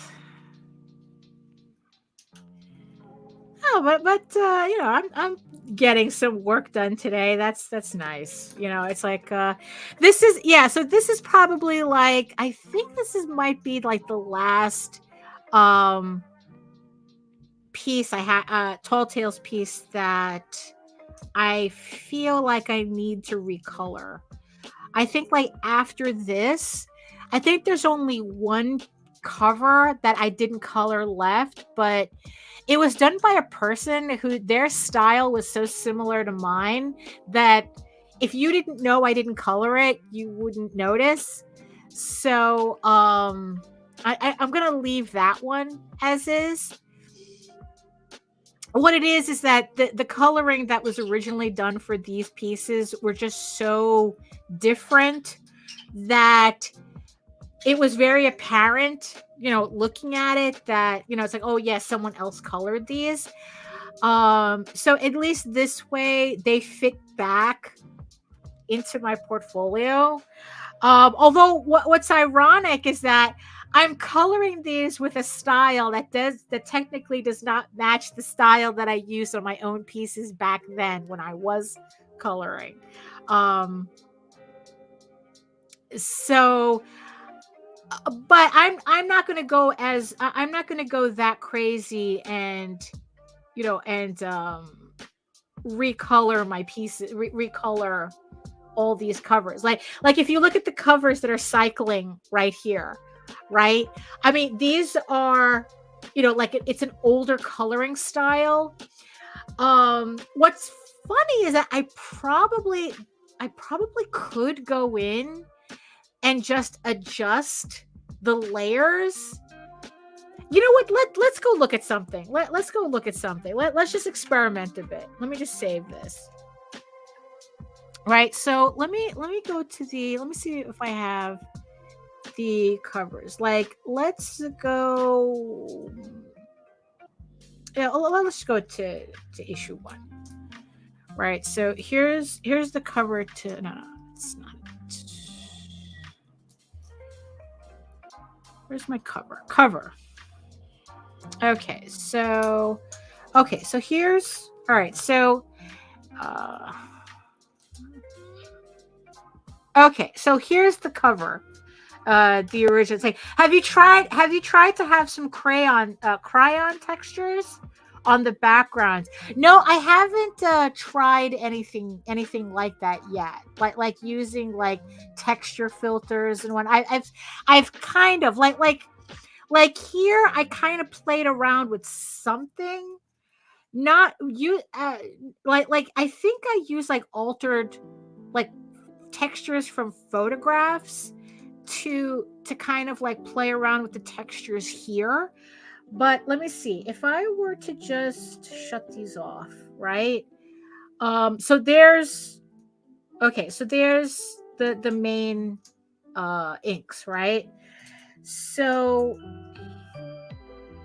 let's look at Randolph here. Let's see, what do I got here? Do I have his layers still separate? Yeah, so okay, so all right, so here are his flats, right? Now, what if okay, so I was using a very convoluted style when I did this, where it's like you kind of had to like shade out and then like you make another layer based on that shading and then, you know, you adjust it using the contrast. It was like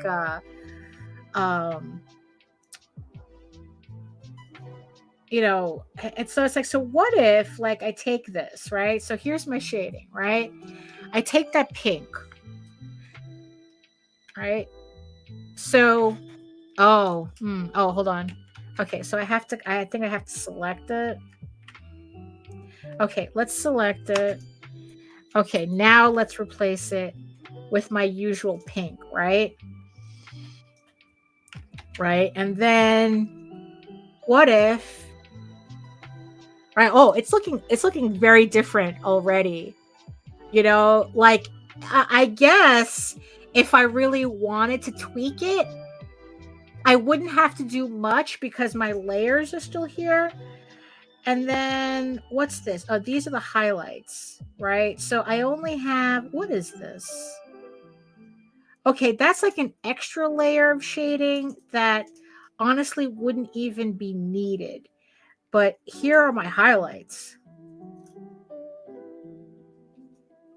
I don't know. Probably if I really wanted to, I probably could just redo the coloring just by changing the layers. Because like right now it would look like this, right? Or I could have just left it like that. Something for me to think about. I don't want to no, we're not saving that.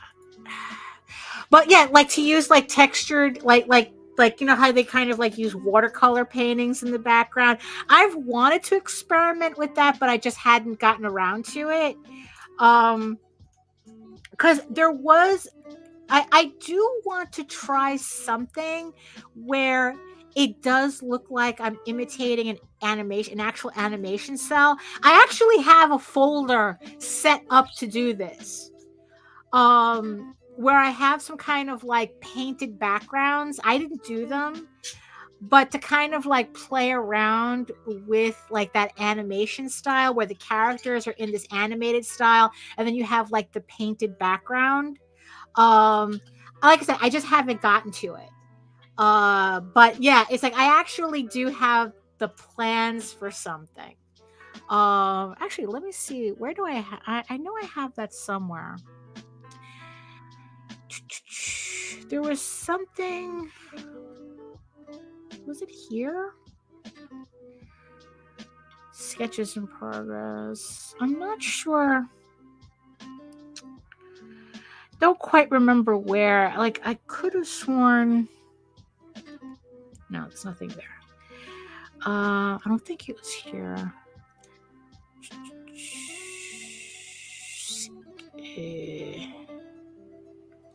Yeah, I could have sworn I had it in here somewhere. Okay, so yeah, but yeah, definitely I have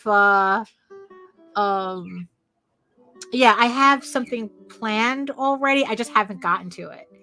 I just have to also remember where I put that file. But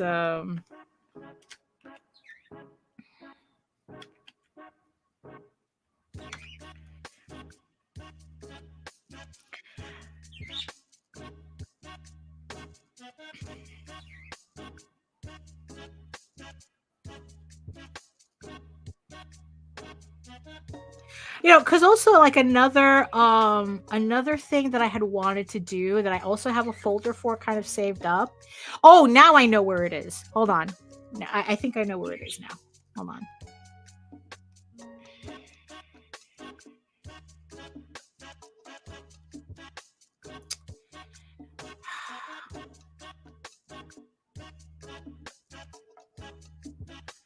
Did I put it here? Okay.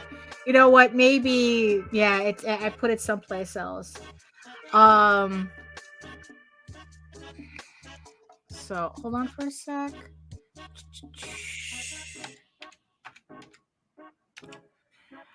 Yeah, it's let me see.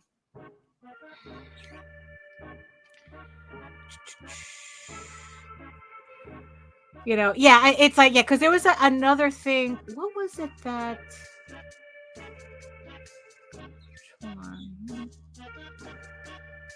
Hold on. What was I doing? I'll deal with that later.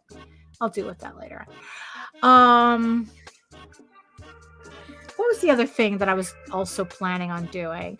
Oh, there's this piece that I want to do. Like for like a while ago, there was this art challenge that was going around where you take one of your main characters and you draw them in like 30 different art styles, like in different different, like they take, like, like you do it in like Hanna-Barbera style, or Steven Universe, or Pokemon, and and you have all these different styles, and and I wanted to try that too. So because it's like I really want to see, like, try to imitate a Don Bluth style. So kind of like combine that, do the Don Bluth style character, and then get like a painted background, to put in the background. So I kill two memes with one stone.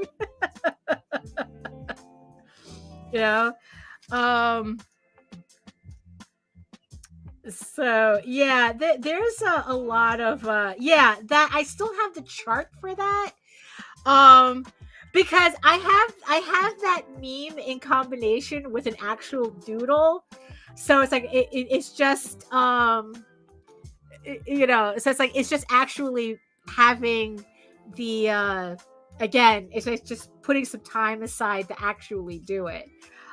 Because imitating other people's styles is kind of weird. But the point of this challenge is you have to be on model with the style. It's not like you're kind of like incorporating the style into the challenge. You have to do it in that style. So like if we were doing like Fred Flintstone style, the character would have to look like it was straight out of a Fred Flintstone cartoon. And I think that that's like a bigger challenge than incorporating a style.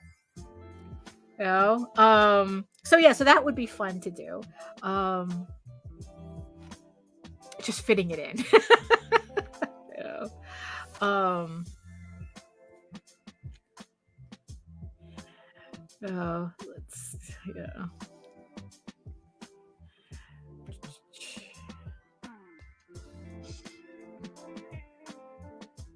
Let me just get this like this background kind of at least somewhat finished before we call it a day. Well, at least I mean, wow, I know that I've spoken about the thing about how inspiration, like motivation's a myth. The myth of motivation is actually a book. How it's, because like I was certainly very tired when I started the show. I really wasn't feeling very motivated.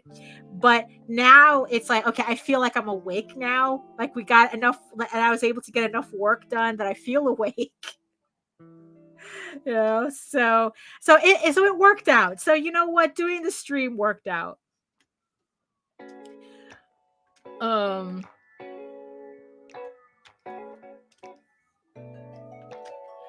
I guess that's the that might be the secret, right? That it's like the days that I really don't feel like doing a stream, those are the days I actually have to do a stream. Because then it's like, it's like, okay, once I get actually working on something, then the motivation shows up to do it.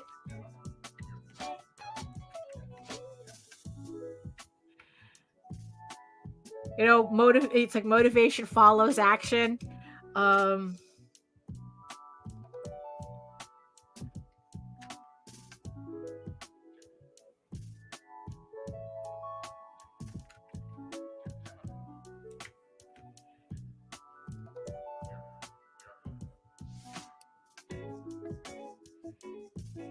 I mean, I don't know how much of this piece I'm going to finish today. I don't know if I am going to finish it today, but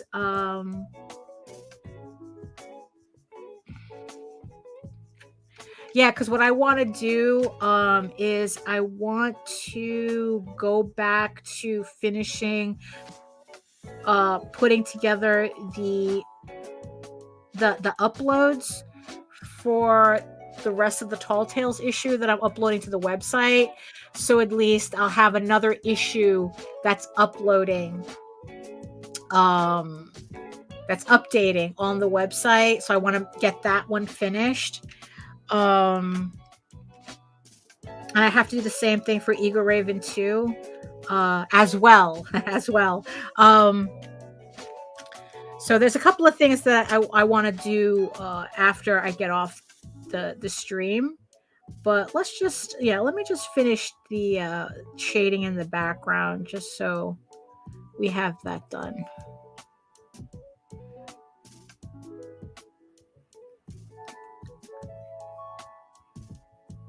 I mean, yeah, it looks like the other piece, the one that the cover, like, yeah, it seems like all I would have to do is just use the actual shading that's there already. And then the only thing new I would have to put in is all my little highlights, because I do that differently. And then it would look like as if I had colored it from scratch with the new style. But I don't think it's really that necessary for me to go through that trouble, though.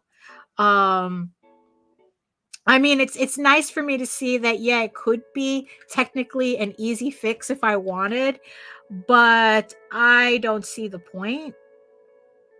You know, I mean, there really does come a point, oh, you're doing ink pads, black, white, gray, that I collect. Oh, a collection of sponges and materials to press with to do textures and stuff. Yeah, it's like, yeah, it's like that sounds like fun. That sounds like fun. Just making like just anything, like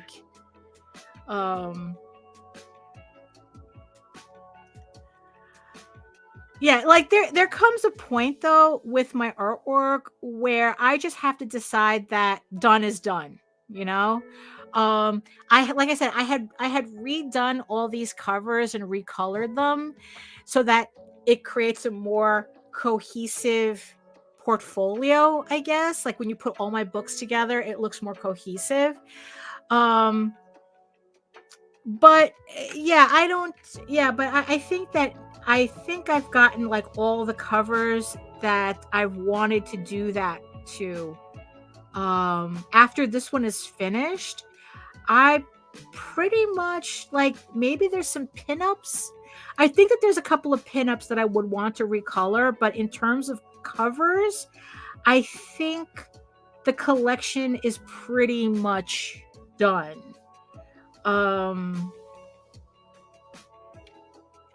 Yeah, because there's a couple of pinups that I would like to recolor, but there's not that many. It's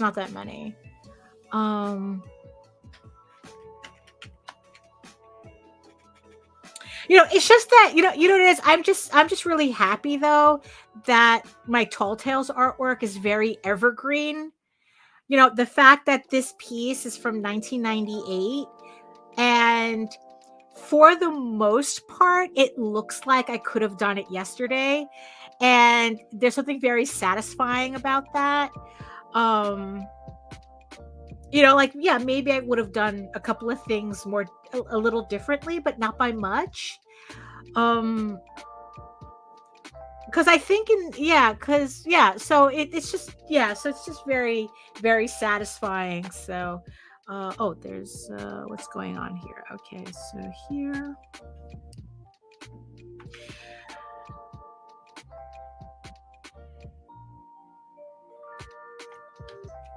So it's just nice to know that, my inks still, like, these inks still hold up, that the artwork itself still holds up, and then just a little recolor, and then it's just a little, giving it a little freshen up type of thing.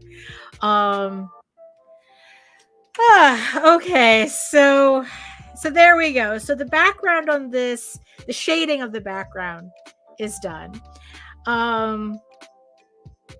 So yeah, I think I really do feel like I got a lot of work done today. So let me just shut off the music here because we're pretty much done with that. But no, I am very satisfied with how this is coming out. Like I said, it just needed a little something something, it just needed a little new colors on it. It just needed a proper background, and it feels like a nice updated piece, without having to go through the trouble of re-inking the entire thing or feeling like I had to redraw the entire thing. So yeah, I guess in the end, the doing the live stream worked, because it's like, yeah, now I feel like I'm more awake. I feel like, okay, so now I can just go back to the other work I was doing and not feel so drained. My sweater's not itchy anymore. It's like, so it was probably, so I guess in the end, just being here and hanging out with you guys in the chat, it's just very energizing in a strange way, even though we're technically not in the same room. But just knowing that, maybe you guys are working. It's like, us in the chat, HR, Melissa, Jody, Okia Fern, I just want to thank all you guys, for keeping me company here. Joseph, I just want to thank all of you for keeping me company here and just talking to me. And of course, I want to thank my beautiful eyeball people for hanging out as well. I'm guessing that you guys were working along with me, doing your own, whatever it is that you were doing, building your own tables.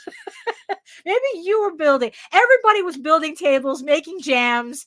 We're like I said, we're all moving to planning our move to a monastery.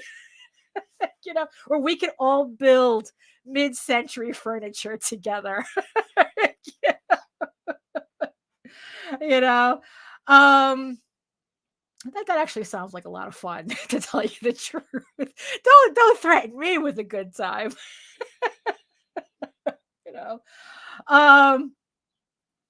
yeah, so there we have it. So we have this piece. Again, as always, it's not completely finished, but I'm not going to do a 5-hour stream to get it to the end. I think 2 hours is plenty, and I'm sure we all have things to do. So, but like I said, I just want to thank everybody for hanging out with me today. I really appreciate it. It's always a lot of fun talking to everybody and imagining these scenarios. So, so it's just a lot of fun, and I'm glad that you guys are having fun along with me. So thank you so much. So hold on. So let me just get where's my stuff here? Poof. Oh no, that's that. Okay, that's the wrong poof. Where's my stuff? Oh, here it is. Poof and poof. Here we go. Oh, that's so, yeah. It's like no matter how many times I use OBS. Thank you, Melissa. Thank you, HR.